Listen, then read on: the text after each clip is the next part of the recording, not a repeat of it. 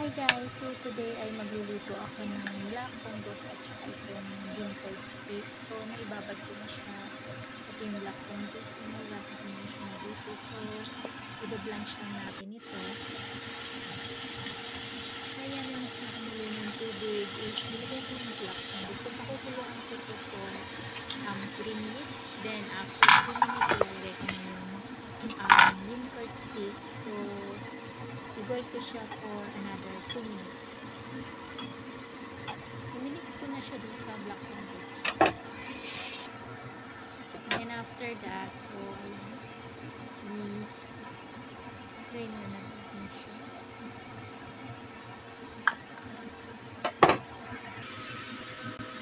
So, yun na siya guys. For the seasoning naman is, nag-mix ako ng white pepper, oyster sauce, light soy sauce, konting dark soy sauce, sugar, cornstarch, saka sesame oil, and then so yung amount niya is i-adjust nyo na lang. So kasi depende sa panlasa nyo, panlasa ng mga amo ninyo. So yan, isusutin na natin siya guys.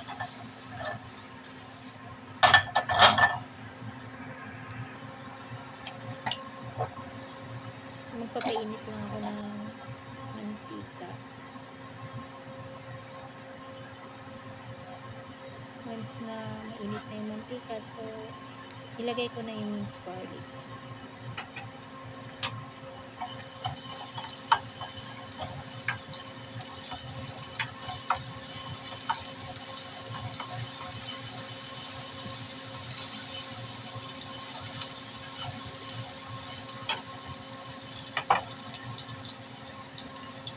Yan, lalagay na natin yung black fungus at saka yung vintage.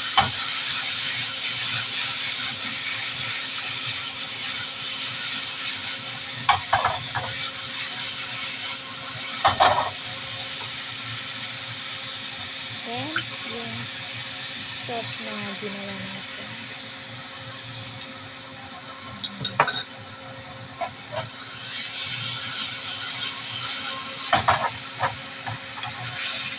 I-toast lang natin siya mabuti para ma-absorb yung lasa ma-absorb ng black fungus at saka yung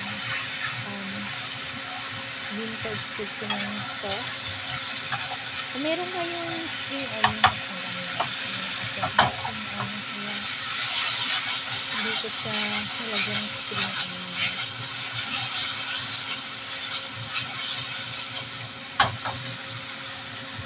So yun na siya guys, ready na. So ganun na siya kadali. So lalagay ko na siya sa serving plate.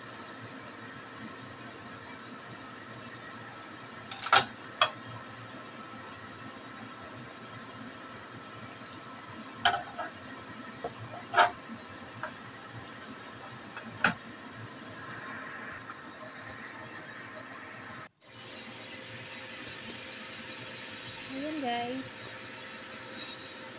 ready to serve. So thank you for watching. God bless. See you for my next video. Bye.